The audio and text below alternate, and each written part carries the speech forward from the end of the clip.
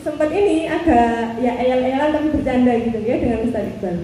Tapi saya itu, ini Ustaz Iqbal bilangnya, bosen kalau duduk, apalagi kalau dikasih PPT, PowerPoint kayak di depan. Mending saya dikasih kertasnya, dikasih catatannya, saya baca 15 menit selesai kayak gitu. Gitu ya, jadi bapak-bapak itu lebih tidak sabar, lebih tidak open gitu ya dibanding ibu-ibu. Padahal PR untuk ngasuh anak gitu ya, itu bukan cuma ibu. Betul Bu? Ibu itu terlalu banyak pekerjaannya. Nggih, dari bangun tidur sampai tidur lagi. Yang diperhatikan, yang minta diperhatikan itu banyak. Kadang kita nggak sempat pakai bedaan aja, nggak sempat cuma pakai lipstik aja kalau mau keluar. Nggih, jangankan mau luluran, pakai hand body aja neeling gitu nggih. Belum lagi nanti kalau suaminya datang, wes gak iso ngene apa-apa gitu. Suami kalau kita fokusnya sama anak merasa diabaikan. Gitu nggih, semuanya minta dilayani. Nah, terus yang melayani kita siapa?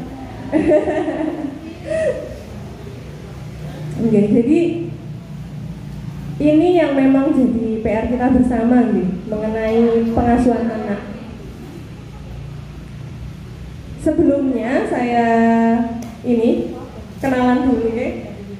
Saya biasanya dipanggil Iza, kalau di keluarga besar dipanggilnya Mia gitu karena apa ya? Nenek saya itu ada yang Sunda, lidahnya itu tidak bisa ngomong. Dulu kecilnya dipanggil Viko, orang Sunda tidak bisa bilang F, nggih. Ganti lagi Iza jadinya J, ganti lagi akhirnya jadi Mia, ngambil yang belakang Nur Ilmiah, kejauhan. Tapi teman-teman semuanya akhirnya di sekolah bilangnya Iza. Jadi saya dipanggilnya Iza gitu. Ada yang manggilnya bunda, ada yang manggilnya ibu, ada yang manggilnya mbak. Monggo mana saja yang nyaman buat panjenengan. Saya lama di Surabaya, mulai dari SMA sampai kuliah sampai kerja. Dan alhamdulillah setahun ini saya balik kampung gitu ya, ke Lumajang. Kangen sama orang tua sama adik karena terlalu lama hidup sendiri gitu ya, jadinya kayak lupa sama rumah. Alhamdulillah bisa ketemu saudara-saudara di Nurul Islam, di pertanian, dan sekarang ketemu sama bunda-bunda semuanya. Tema kita hari ini adalah kecerdasan pada anak. Tadi sudah dikasih bocoran sedikit sama Ustazah Zalina, kecerdasan majemuk. Majemuk itu artinya apa bunda? Ada yang tahu? Indonesia itu majemuk ya? Apa artinya majemuk? Besar, apalagi?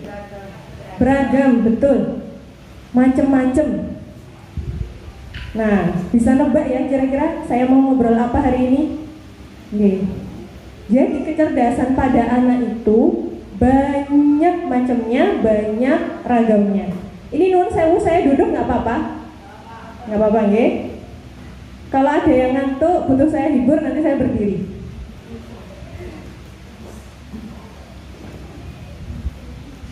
Oke. Karena saya itu tidak terlalu banyak nulis di PPT, maka ketika ada yang penting mau bisa langsung dicatat. Ketika ada pertanyaan ditulis dulu di bukunya. Nanti setelah saya selesai menyampaikan materi selama 45 menit, nanti akan ada insya Allah sesi tanya jawab dan diskusi selama 1 jam. Jadi puas ya, 1 jam cukup lama insya Allah. Kecerdasan. Siapa yang tahu kecerdasan itu apa? Spontan saja, tidak apa-apa. Bisa.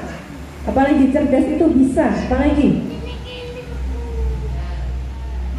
Pinter, mampu. Kalau untuk anak-anak yang dikatakan cerdas ketika di sekolah itu yang seperti apa? Cepat tanggap. Ada lagi?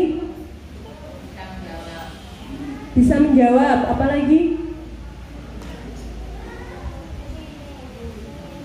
Oke. Apakah ini yang dimaksud cerdas? Oke, kalau putra panjenengan, putri panjenengan bisa membaca umur 3 tahun, wih cepet. Pinter apa mboten? Pinter. Tapi kalau ada anak lari-lari terus nggak mau duduk, pinter apa mboten? Bener nggih? Berarti nggak boleh dimarahin dong kalau pintar. Terus yang biasanya bilang ke anaknya, nggak pernah kan enggak? Siapa? Kalau pintar harusnya nggak dimarahin dong. Biasanya kita selalu patokannya ini kalau anak pintar, cepat bisa membaca, pintar berhitung, dikasih hafalan langsung hafal. Pelajaran hari ini besoknya masih ingat gitu ya. Betul? Ada viral. Halo Kak. Enggak, awal-awal saya masuk saya menggantikan Ustazah Mai ya, di TKA 2 bulan karena beliau sudah dilahirkan. Jadi kenal sama Vera. Oke. Nah sekarang kita mau diskusi. Ada anak yang mungkin Bunda membacanya itu enggak seperti teman-temannya kecepatan bisanya. Tapi dia itu kalau dengar musik langsung nyantol. Kalau nari gerakannya tepat sesuai ketukan. Cerdas dong kita bilangnya. Cerdas dong, pinter dong. Tapi kan kadang kita masih lupa. Dan menuntut anak ini tuh, kamu bisanya nari toh, kapan bisa bacanya? Betul?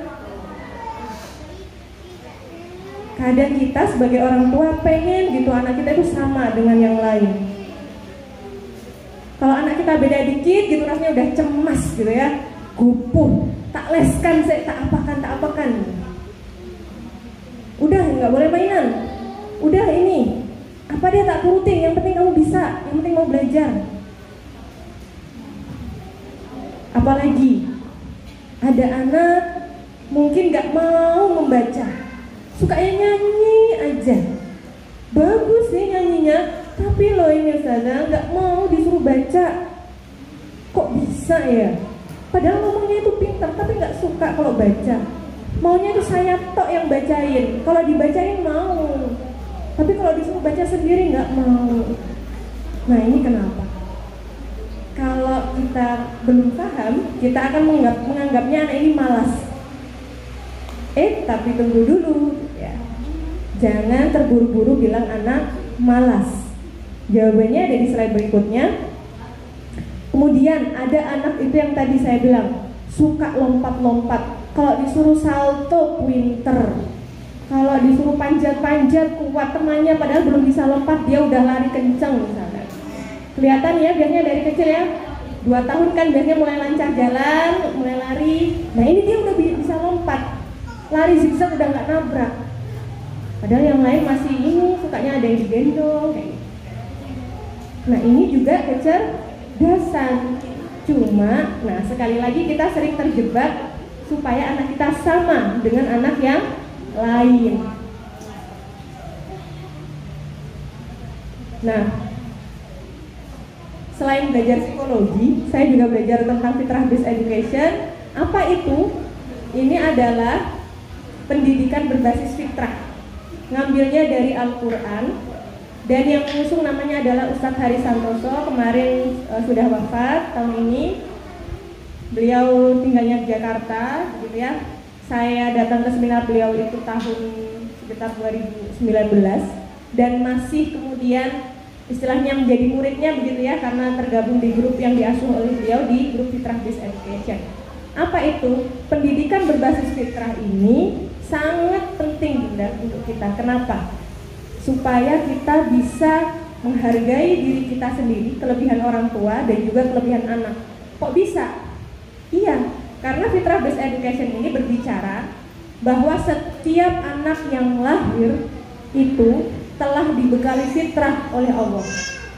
Kalau sepemahaman kita, fitrah itu apa?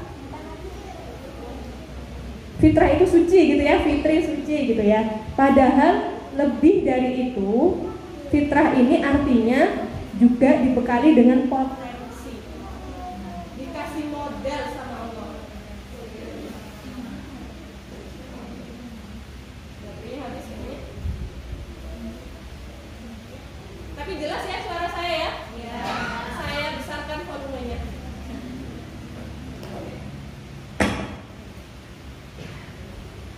Jadi fitrah based education ini mengatakan bahwa tiap anak sudah dibekali potensi, sudah ada bibitnya. Yang namanya potensi itu kan belum muncul, potensi itu belum kelihatan, harus dimunculkan. Ibaratnya tanaman harus dipupuk, harus disiram supaya tumbuh. Itu sudut pandangnya fitrah based education.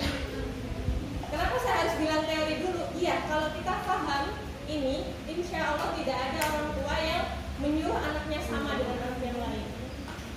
Kita akan fokus untuk bagaimana caranya memunculkan potensi anak kita, alih-alih membandingkan anak kita dengan anaknya tetangga.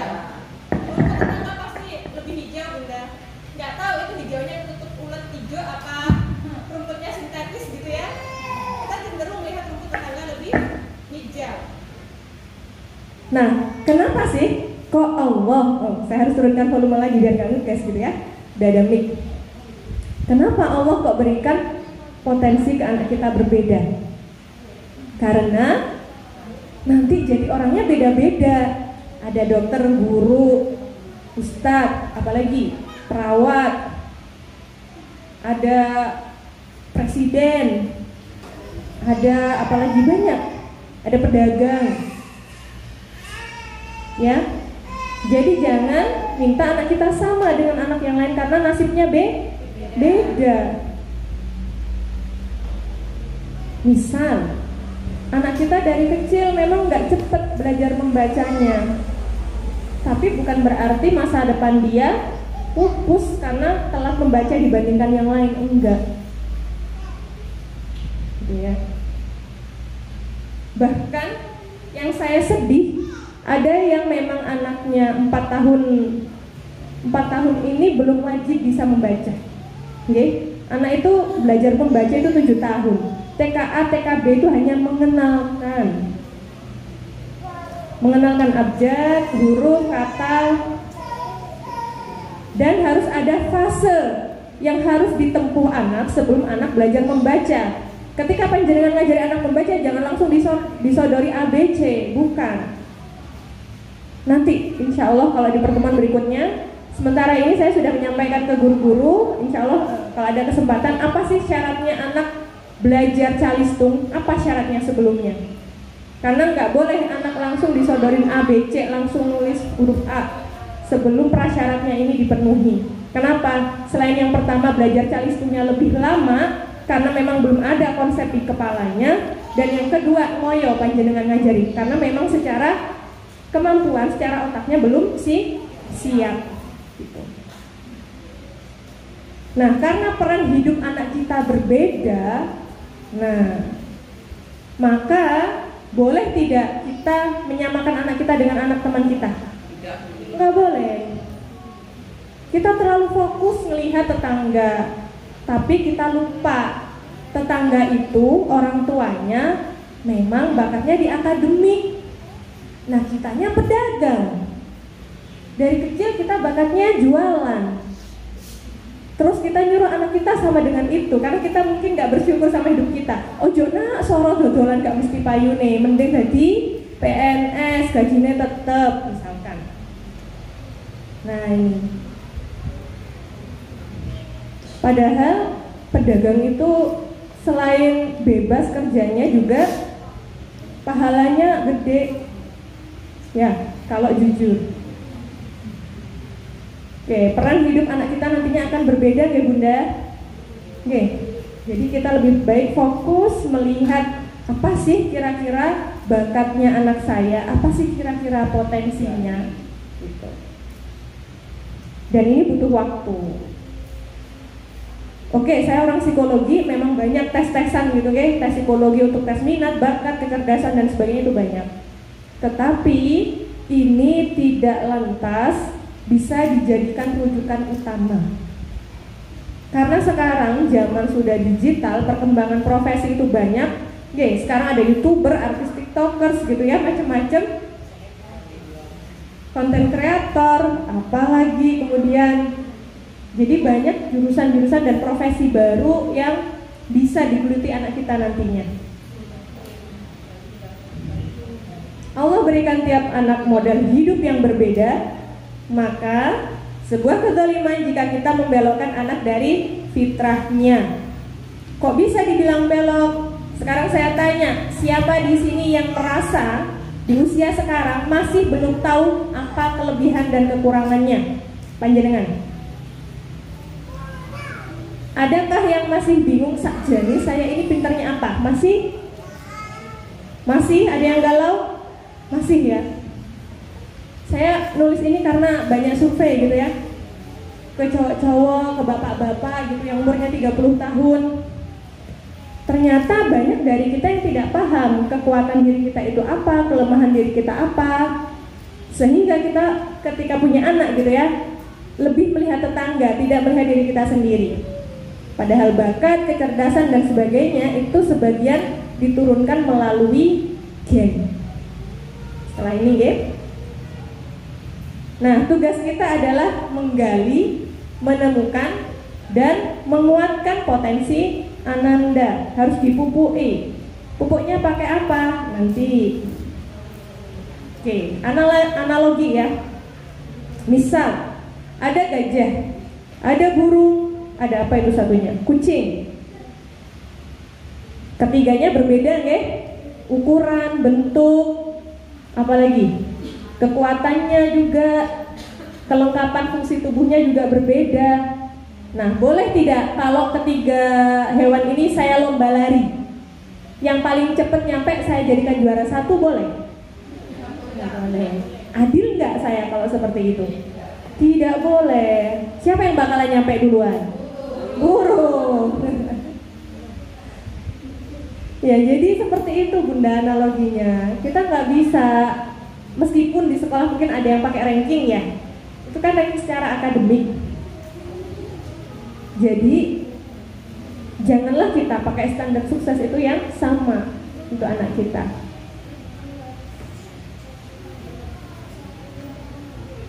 Oke, jadi anak cerdas itu bukan hanya yang bisa cepat belajar calistung. Ini kan TK ya, konteksnya ini TK sama PG, jadi saya tekankan di calistung. Gitu.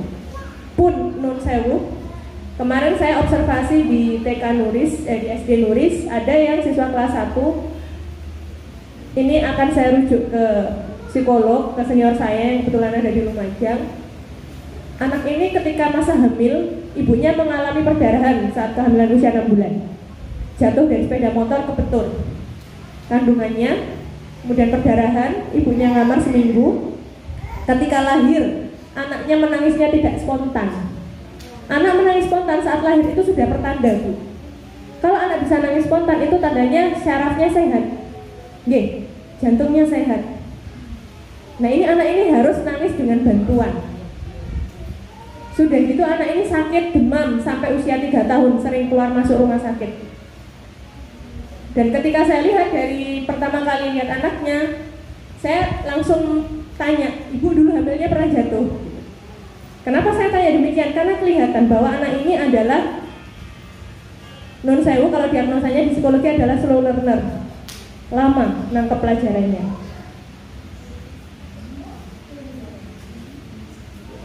Nah, terus apa yang kita lakukan? Selain itu, ibunya non sewu, orang tua tunggal. Gusti Allah itu punya cara sendiri untuk menguji kita, ibunya. Ibunya masih 24 tahun dan saya hitung ini anak kelas 1 SD, paling kecil usianya 6 tahun. Berarti beliau hamilnya usia 18 tahun. Kalau anaknya ini umur 7, berarti ibunya hamil usia 17 tahun. Masih muda sekali. Setelah itu ditinggal suaminya. Kemudian anaknya ada hambatan. Apakah semuanya berakhir? Tidak. Saya bilang ke ibunya, apa adanya gitu ya.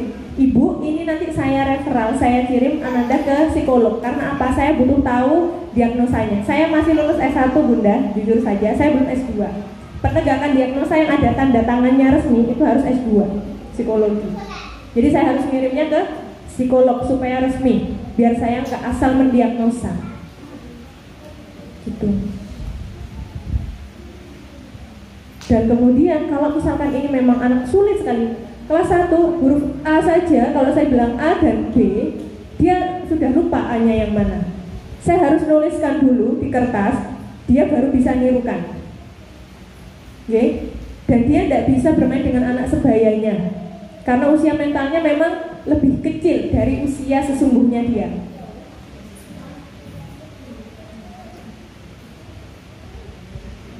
Kemudian saya gali lagi, Ibu, ini kemungkinan Ananda tidak bisa ditarget sama dengan temannya. Pripun Ibu? Oh iya, saya nyadari, alhamdulillah. Karena yang pertama adalah kesadaran orang tua kuncinya. Kalau kita masih menolak, masih denial istilahnya kalau di psikologi, udah anak saya enggak apa-apa. Padahal kita tahu bahwa anak kita dibandingkan anak seusianya, ini beda ya, perbandingan atau kita menyamakannya beda ya. Kita memang tidak boleh membandingkan anak kita dengan yang lain, tapi bukan berarti kita abai ya, dengan perkembangan anak. Ada norma yang dianggap normal, wajar, dan ketinggalan, itu ada normanya. Ada anak yang memang lebih terlambat tapi masih kategori normal, ada yang memang terlambat tapi ini memang kemampuannya di situ. Kemudian saya gali lagi anak ini, kira-kira anak ini kedepannya akan fokus di apa? Karena kalau di psikologi kriterianya nanti ada berbagai macam, mampu didik latih, mampu dididik, mampu sekolah, dan mampu dilatih keterampilan. Ada yang mampu latih saja, ada yang harus dengan bantuan kemandiriannya, macam-macam levelnya. Nah, saya melihat anak ini insya Allah mampu latih. Karena kalau disuruh mengingat saja, membaca saja ini kesulitan. Saya bilang ke ibunya, Ibu, insya Allah Ananda masih mampu latih. Sehingga PR-nya adalah keterampilan-keterampilan yang saya berikan. Sekarang karena usianya masih 6 tahun, latihannya adalah bantu ibu cuci piring, buang sampah sendiri, nyapu. Keterampilan-keterampilan seperti itu, membuat kue, bantu ibunya. Bukan tidak mungkin nanti dia sukses jadi bos kuliner. Oke. Nanti kita lihat dia kemampuannya di mana. Ibaratnya kita tinggikan gunung, bukan meratakan lembah. Kita fokus sama apa sih yang sudah Allah berikan ke anak ini, pasti ada. Allah itu tidak akan mendolimi kita kok. Gitu. Alhamdulillah orang tuanya kooperatif, sehingga kalau orang tuanya kooperatif lebih enak Bu buat sekolah untuk mencanangkan gitu ya. Kira-kira latihannya apa saja, belajarnya bagaimana. Saya juga bilang ke gurunya, Ustazah ini standarnya jangan sama kayak anak yang lain. Belajarnya tidak bisa sama dengan anak yang lain, tapi tetap harus dibolan-baleni. Karena untuk anak ini tipikalnya memang harus diulangi berpuluh-puluh kali, bisa jadi. Gitu. Dan harus langsung didampingi satu guru, tidak bisa langsung di kelas. Nah ini yang saya yakin panjenengan semua tidak sampai seperti itu nggih. Putra putrinya insya Allah masih sehat nggih, masih pinter, masih lincah, masih bisa fokus, masih mau mendengarkan. Insya Allah tidak akan seperti itu. Amin. Amin. Nah, Ustazah saya minta tolong dibantu reminder waktu nggih. Saya jatahnya 45 menit ngomong, 1 jam diskusi. Saya kalau ngomong keasikan soalnya Bunda. Kebiasaan ngomong soalnya 15 menit lagi. Oke, wah ini banyak masih PR-nya. Faktor yang mempengaruhi kecerdasan itu ada 2. Nurture itu bawaan, genetis diturunkan. Wajar ya kalau tahu Pak Habibie jenius, anak-anaknya juga jenius ya. Jadi rebutan beberapa negara, bapaknya Pak Habibie akhirnya didapatkan Jerman, putranya Ilham Habibie didapatkan oleh Amerika. Gitu. Diturunkan, kecerdasan itu diturunkan. Tetapi juga tidak hanya diturunkan, ada faktor lingkungan atau nature. Apa itu? Cara panjenengan didik anak tiap harinya ini masuk faktor lingkungan. Panjenengan tiap hari nyentai anak enggak, ngepui anak enggak, ini ngefek sama kecerdasannya. Kenapa kok bisa begitu? panjenengan ngomong dengan anak jarak 20 cm tapi jenengan naiknya 8 oktav, nuwun sewu, ini sarafnya anak ada yang putus, Bu. Di otak itu ada sambungan-sambungan. Yang kalau ada informasi baru, saraf-sarafnya itu saling nyambung-nyambung gitu. Orang yang cerdas, sambungannya itu lebih banyak. Nah, kalau panjenengan bentai anak tanpa sebab, sekedar melampiaskan emosi, nun sewu, Anda sudah membuat kecerdasan anak Anda sendiri itu menurun. Anda memutuskan saraf otak anak Anda. Loh, masa nggak boleh dimarahi kalau salah? Masa nggak boleh ditegur kalau salah? Boleh, tapi ada rumusnya, ada kuncinya. Nah, kalau panjenengan negur tapi sekedar ingin melampiaskan emosi, contohnya gimana? Marah sambil melampiaskan emosi, bukan karena anak salah. Anak bawa mainan, diberantakin, terus ditinggal lari. Panjenengan sebel karena tadi sudah nyapu, kemudian panjenengan teriak, "Kak, kalau tulinanmu, oh jadi berantakin, bunda mari bersih. Kamu nggak ngerti tak? Bunda ini loh lagi sumpek pikir ayahmu bla bla bla bla bla bla bla. Ayahmu belum pulang dari ini, belum lagi kakak. Iku lagi nenekmu." Sekalinya anak ada kesalahan kecil, panjenengan marahnya melebihi panjangnya kereta api. Anaknya nggak ngerti. Apakah anak takut dan paham apa yang Anda maksudkan ketika marah seperti itu? Boten. Yakin boten. Yang didengar anak, yang dilihat anak adalah ibu ketok marah, suaranya tinggi, tapi dia nggak paham kenapa panjenengan marah. Gitu nggih. Jadi memang tindak tanduk kita sebagai orang tua itu Masya Allah ngefek ke anak. Nggih. Jadi kalau di sekolah itu saya mengamati anak-anak, ada yang nun sewu, mudah usil ke temannya. Ada anak-anak itu yang ke temannya itu kalau ngomong teriak-teriak, saya nebak ini orang tuanya di rumah ini oktavnya tinggi semua ini. Ada anak itu yang nggak bisa duduk anteng, teriak-teriak, oh ini sering dimarahi ini sama orang tuanya di rumah. Kelihatan ya, cerminan memang, anak kita itu cerminan kita. Gitu. Genun saya malih-malih kalau ada anak yang kenapa-napa saya nyalain ini di rumah ada apa, saya pasti gitu. Karena apa? Anak usia dini di bawah 7 tahun, faktor yang paling berpengaruh itu adalah pola asuh. Kalau anak kecil bermasalah dengan bicaranya, saya pasti tanya, ibunya gimana? Gitu. Kalau ada anak umur 4 tahun belum lepas pampers, saya pasti tanya, bapaknya gimana? Gitu nggih? Jeru gitu. Itu nanti kalau ada waktu kita bahas. Nah, ini jenis-jenis kecerdasan. Diagramnya ini, ngapunten bahasa Inggris saya nemunya di Google ini, tapi saya langsung jelaskan satu-satu saja, ngeten nggih, supaya mudah. Ini sebenarnya ada eksistensial juga. Tapi yang eksistensial ini, yang ungu-ungu apa ini namanya, yang kayak baju saya ini nggak saya jelaskan karena kurang relevan dengan anak usia dini. Jadi saya sampaikan yang 8 yang lain. Nah sekarang, cerdas logis matematis. Anak yang cerdas logis matematis, niteni nggih.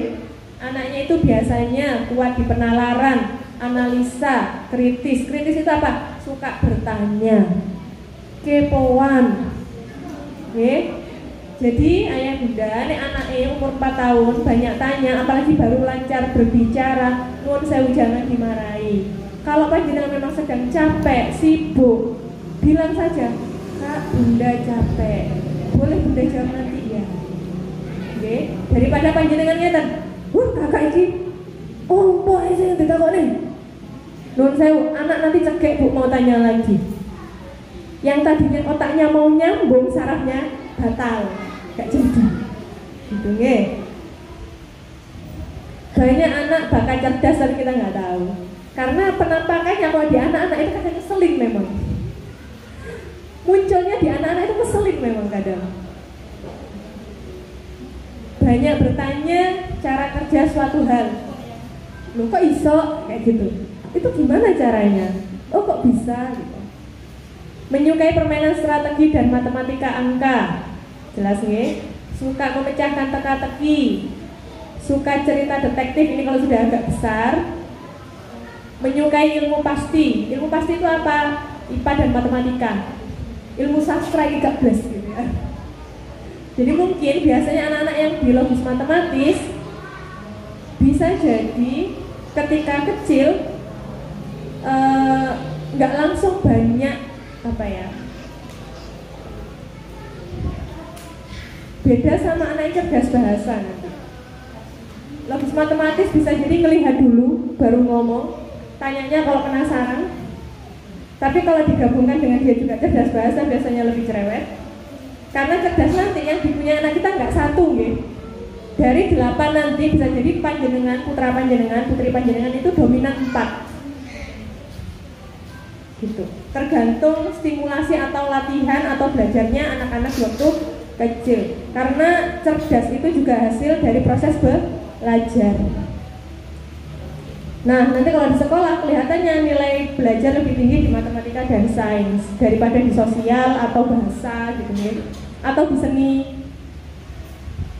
Ini contohnya. Eyang almarhum Habibie. Oke, sekarang cerdas linguistik atau bahasa. Apa itu cerdas linguistik dan bahasa? Yaitu kemampuan mengelola dan menggunakan kata secara efektif. Ada pembuatan di antara kita yang kalau ngetik atau menulis pesan sukanya itu membuat kalimat itu gak runut. Kalimat majemuknya bertingkat gak selesai-selesai, gak titik-titik. Yang dulu kalau sekolahnya pelajaran bahasa Indonesia, pelajaran mengarang, gak titik-titik. Dan setelah dibaca bikin bingung sendiri. Ada? Ada ya. Nah, ini berarti ada yang namanya kecerdasan bahasa. Orang kalau cerdas bahasa menggunakan kata-kata itu tepat, ekspresinya itu tepat, enak, runut, mudah dipahami. Nah, kemampuan cerdas bahasa ini banyak ragamnya. Ada yang cerdas dibicara, ada yang cerdasnya dinulis, bisa keduanya, bisa juga belajar bahasa asing. Nah, nanti jangan hijau juga kalau kita lihat anak tetangga ini 5 tahun udah pintar ngomong bahasa Inggris. Anakku tak leskan bahasa Inggris juga biar sama. Nah, hasilnya nanti belum tentu sama, Bunda. Gitu ya, tergantung potensi anak kita. Apakah nggak boleh dileskan? Boleh. Tapi kalau kita menyadari kemampuan anak kita nggak akan pasang standar tinggi. Oke. Contohnya siapa? Ustadz Salim Afilah. Tahu orang ini? Tahu? Beliau penulis, dai, penulis. Buku-bukunya itu cantik emasnya, tulisannya pas, enak gitu. Kalau panjenengan penasaran dengan tulisannya beliau, ada di Instagram Salim Afilah. Beliau sering posting, nanti bisa di follow. Bahasanya itu enak begitu. Oke, 5 menit. Gitu, oke, penulis-penulis biasanya memang cerdas di bahasa. Pembicara, orator, Bung Karno, nah itu cerdas di bahasa. Bisa persuasif atau mempengaruhi orang. Yang ketiga, cerdas musikal. Ini kalau di anak kecil bisa jadi anaknya rewelan. Ustadz Salim Afilah kemungkinan kecilnya dulu juga rewelan. Karena apa? Bahasanya halus. Orang bisa ngomong bahasa halus karena perasaannya halus. Kalau perasaannya kasar, ngomongnya juga kasar. Ya, kata-kata itu cerminan hati. Kalau yang cerdas musikal ini sensitif telinganya. Bisa jadi putra panjenengan ada orang lewat jalan kaki aja udah bangun nangis. Munculnya di anak kecil begitu, kayak ngeselin gitu. Rewelan, ada suara dikit, nggak bisa keganggu. Nah, bisa jadi nanti anak panjenengan peka ya, indera auditorinya ada potensi kecerdasan di sana. tertarik mempelajari berbagai macam alat musik, mudah mengingat lagu, mampu mengidentifikasi suara. Apa maksudnya identifikasi suara? Dun dun dun dun dun. Loh, ono mbah teko. Padahal kita nggak tahu gitu ya. Saya juga nggak tahu itu, nggak pernah minta itu motor siapa bunyi. Padahal sama-sama apa Vario misalkan. Tapi dia ini tahu. Bedanya kecil-kecil suara itu dia tahu. Suka dan mampu menyanyi. Jadi potensi, bakat, cerdas itu ada dua faktor. Anak bisa dan anak suka. Ya, mudah melakukan dan mampu melakukan. Itu. Bukan kita ya ukurannya. Contohnya siapa ini? Saya ngambil di Wiki Darmawan, komposer. Kalau kita ditanya, ting, itu nada apa? Tahu nggak Bu? Itu do apa sol, tahu nggak Bu? Nggak tahu ya. Nah kalau komposer ini tahu Bu. Oh ini kunci G sol, gitu. Padahal nada itu kan banyak sekali. Ting, O, C flat, B flat. Langsung telinganya itu peka. Tapi tentu dengan latihan ya. Nah di anak kecil munculnya kayak tadi, peka banget ya dengan suara. Baca buku mendingan dibacain daripada baca, mendingan dengerin lagu. Mudah hafal kalau belajarnya dipakein lagu, bukan dengan membaca. Nah ini kecerdasan naturalis, yang anaknya suka banget pegang batu-batuan, nyari cacing, nyari siput yang kita jijik gitu ke. Nah anak ini punya ketertarikan besar dengan alam, suka main di sungai, kecai gitu, suka hujan. Bisa jadi putra putri Anda ada bakat kecerdasan naturalis. Apa profesinya nanti? Ada nanti ahli biologi, ya, ahli biologi nantinya, yang ngurusin mikroba kecil, amoeba gitu ya, yang saya sendiri nggak tahu gimana bentuknya gitu ya. Dia open sama hal-hal yang seperti itu. Kalau dia open berarti dia suka, dia mudah untuk belajar itu, nggak jijik. Ahli biologi gitu ya, nanti penemu teori apa gitu. Nah butuh difasilitasi anak-anak kayak gini, boleh lah. Aduh, mau ustazah tapi becek. Kasih waktu dan tempat, boleh kita bikin aturan. Bu aku mau main ini, boleh, tapi nanti jam ini sekarang waktunya makan. Aku mau pelihara kura-kura, boleh, tapi kita beli dulu kandangnya, kita nabung dulu, kayak gitu, oke? Cerdas visual spasial. Orang yang cerdas visual spasial ini mudah mengingat jalan. Kalau gambar bagus, gambar ruangan, kalau kita mah kotak aja ya Bunda. Tapi kalau orang cerdas visual kelihatan kayak 3 dimensi gitu loh. Saya termasuk orang yang gak cerdas visual spasial. Saya kalau ditaruh di tempat baru 2 minggu baru bisa ingat jalan, dan tiap hari keluar dari rumah itu pasti bakalan nyasar dulu. Sampai sekarang saya begitu, beneran. Saya di Surabaya di perumahan itu, perumahan kan mirip-mirip gangnya. Seminggu itu keluar setelah pindah itu nyasar terus.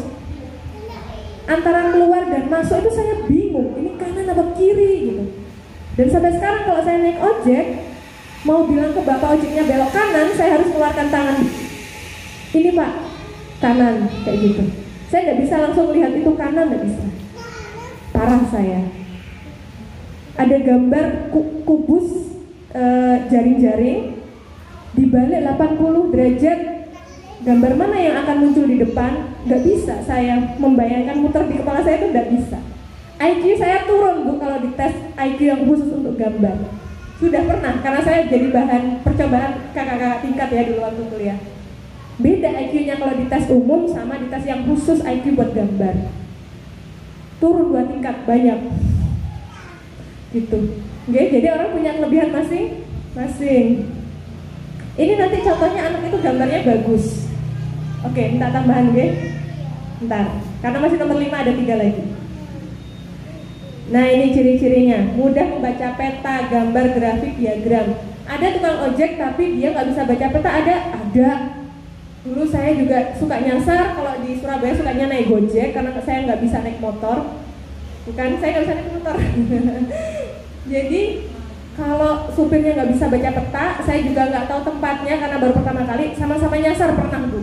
Undangan nikah jam 7 habis Isya, saya nyampe nya jam 9. Udah mau buyar, dapat sisa-sisa makanannya.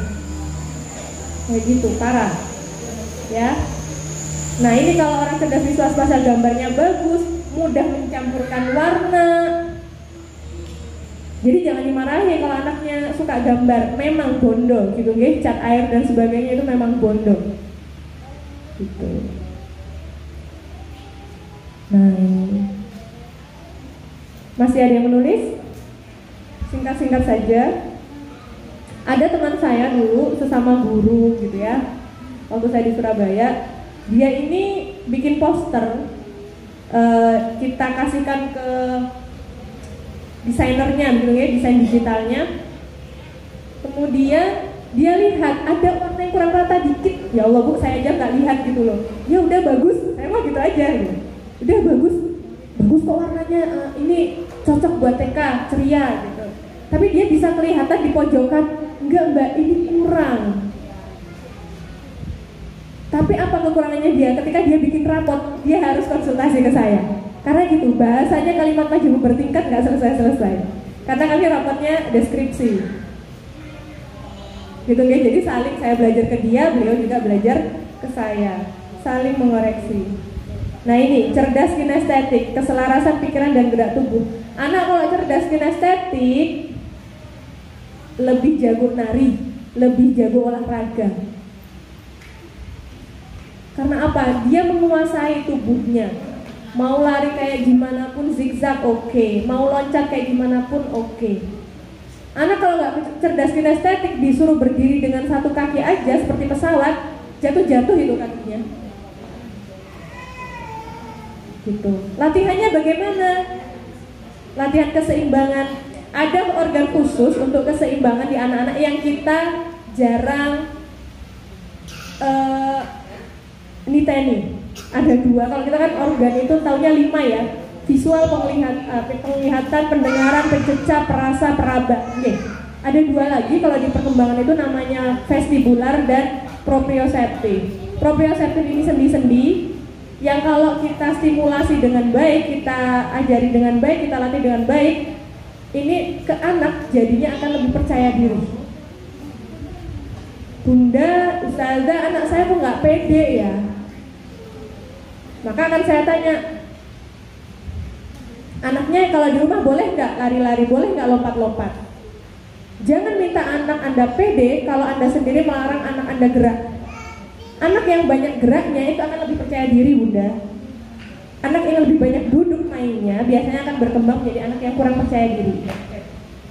Anak harus sering jatuh, main, bangun. Itu yang menguatkan mentalnya sehingga anak lebih percaya diri. Saya biasanya ngeceknya dari umur 9 bulan. Dulu merangkak apa tidak? Gitu. Dulu jalannya umur berapa? Anak tidak pede, saya ngeceknya pasti dari motorik kasarnya. Dulu merangkak tidak? Oh enggak, ngesot sampai 2 tahun. Wajar, pantes. Ini anak saya nggak mau mencoba, selalu susah, disuruh belajar nggak mau, takut-takut terus. Saya cek pasti motoriknya. Kalau anak sudah kenal dengan tubuhnya sendiri, anak lebih pede, lebih yakin, lebih berani. Oke? Karena memang kebutuhannya gerak anak-anak itu. Nah kalau yang cerdas, ini nggak asal gerak, tapi selaras. Bisa ngepasin ke lagu kalau kecerdasannya campur dengan musik gitu ya. Kemudian di olahraga, bisa bawa badannya sendiri itu tanpa jatuh, naik tangga nggak gamang gitu. Dan secara fisik memang terlihat lebih sehat dari anak-anak yang lain. Ini masih lanjutan.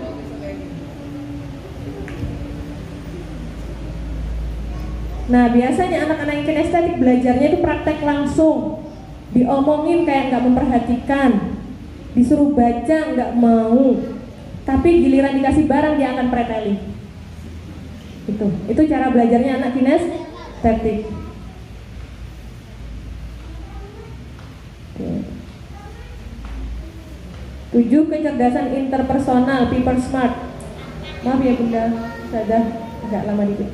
People smart ini apa ya bahasa saya? Tipe-tipe orang humas.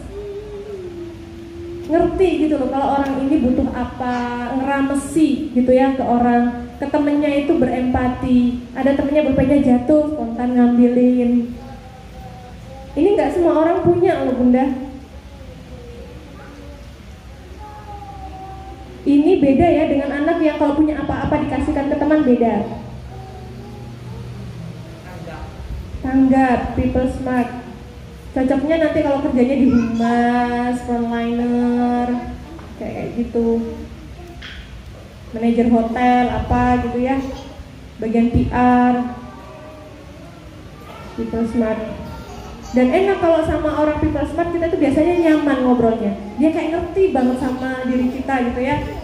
Jadinya betah, banyak temennya biasanya orang-orang people smart. Nah,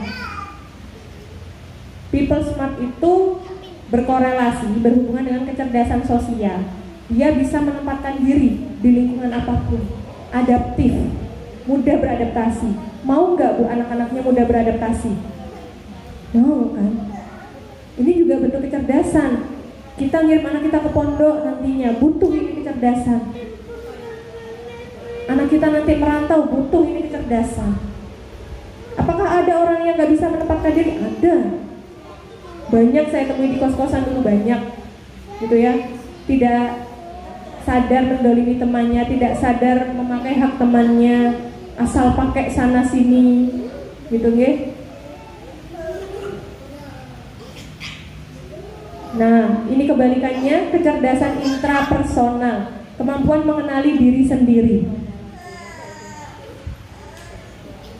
Kemampuan ini harus dilatih sejak usia dini. Apa sih maksudnya kemampuan mengenali diri sendiri? Aku tahu aku suka apa, aku tahu aku bisa apa, aku tahu aku lemah apa, dan aku harus bagaimana. Bagaimana menyiasatinya? Aku bisa memanfaatkan kelebihanku untuk apa?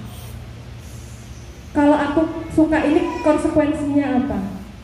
Itu orang yang punya kecerdasan intra, dari dalam dirinya sendiri tahu. Ketika dia salah, dia bisa menasihati dirinya sendiri. Ketika dia sedih, dia tahu kenapa dia sedih. Ketika dia punya masalah, dia bisa mengevaluasi diri sendiri. Ada kan orang yang nggak ngerti kalau dia salah, dikandani bolak-balik nggak paham, dijelaskan bolak-balik nggak ngeh. Ini bisa jadi kurang. Latihannya apa? Ketika usia dini. Kalau kita nggak pengen anak kita semena-mena dengan anak yang lain, maka berikan aturan yang jelas kepada anak sedari kecil. Bukan terlalu banyak aturan sederhana tapi jelas, sesuai waktu dan tempatnya. Kalau kita ingin anak kita punya kecerdasan intrapersonal, biasakan dia belajar mandiri sejak kecil. Contohnya apa? 2 tahun, 3 tahun itu sudah bisa belajar makan sendiri, nggak usah disuapin. Ada sekarang yang masih disuapin? Ada. Silahkan diajari pelan-pelan di rumah. Nggak apa-apa ada yang tumpah, kasih tempatnya sendiri. Kalau panjenengan nggak mau dia tercecernya banyak, kakak belajar makannya di sini ya. Tumpah nggak apa-apa. Biar ini tangannya latihan. Kemudian apalagi yang belajar mandiri, memilih bajunya sendiri.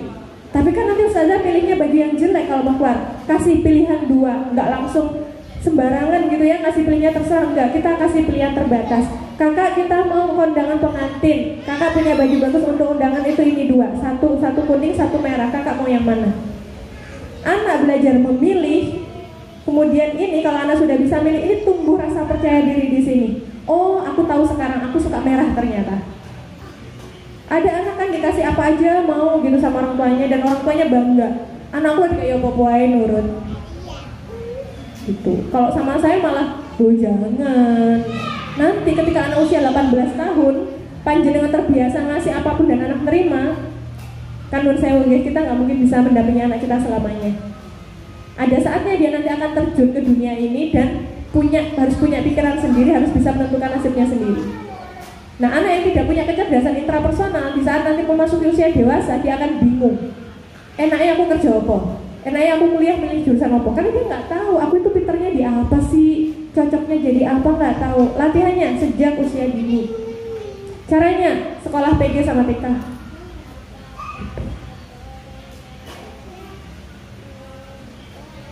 Jelas nggih?